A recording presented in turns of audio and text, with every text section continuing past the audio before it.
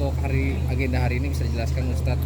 Ya, alhamdulillah agenda Ana hari ini selesai syuting Cahaya Hati Indonesia iNews TV.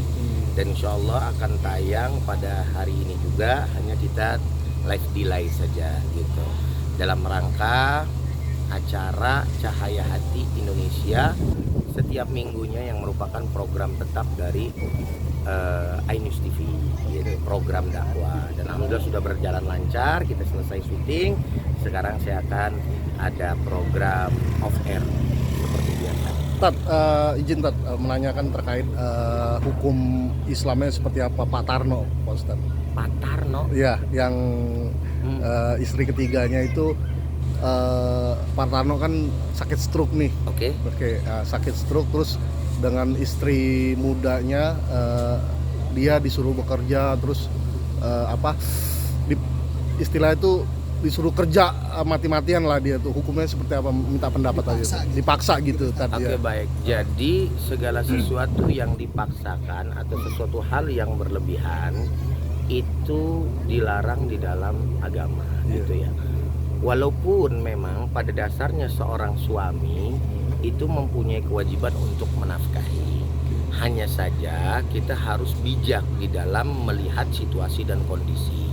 Seorang muslim dituntut untuk seberapa jauh dia memahami apa yang terjadi di dalam hidup dan kehidupannya. Termasuk umpamanya seorang istri. Seorang istri, ya memang suami dalam hal ini wajib untuk memberikan nafkah. Akan tetapi manakala situasi dan kondisinya tidak memungkinkan, maka ada hal yang mesti dimengerti gitu kan, sehingga pada akhirnya bisa mencari cara-cara yang lebih elegan agar hal-hal yang tidak diinginkan itu tidak terjadi. Kalau seandainya kita sudah memahami orang tersebut sakit, terus kemudian tidak lagi kuat mencari nafkah, lalu dipaksakan, khawatir kita takut terjatuh pada sikap zalim terhadap diri atau bahkan sesama makhluk. Itu saja yang bisa saya sampaikan. Tapi kan yang masyarakat tahu Pak Tarno ini dikenal sebagai sosok yang bekerja keras. Bahwasanya istri ketiga ini menyebut bahwasanya ini udah tanggung jawab Pak Tarno, dan itu memang salah satu dari Pak Tarno sendiri yang ingin bekerja gitu di saat emang lagi sakit. Itu gimana? Nah, jadi dalam hal ini saya tidak bisa memberikan sebuah statement ya, karena kenyataannya itu yang merasakan adalah si pelaku.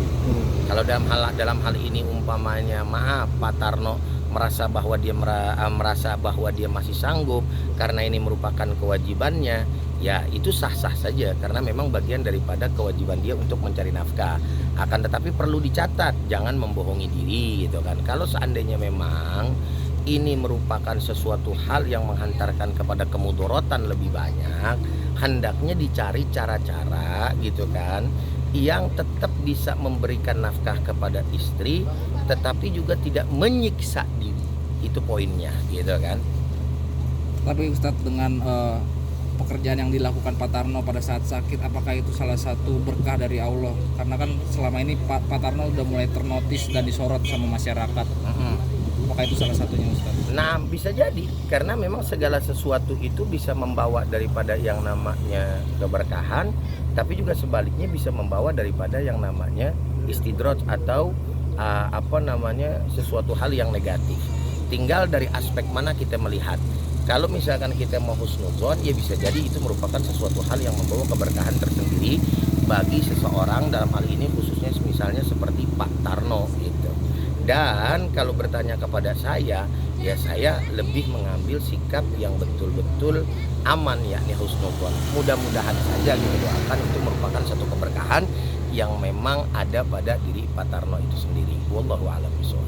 Oke Ustadz, mungkin terakhir Ustadz mau minta doanya untuk Pak Tarno yang sedang sakit stroke ini Ustadz. Nah, mudah-mudahan Pak Tarno sehat walafiat, Allah Subhanahu wa taala angkat daripada penyakitnya sehingga bisa kembali seperti sedia kala. Allahumma rabban nas adhibil ba's ishfi anta syafi la shifa illa shifa'uk shifaan la yughadiru saqama. Panjang umur, sehat walafiat, berkah insyaallah. Amin ya rabbal alamin. Assalamualaikum warahmatullahi wabarakatuh.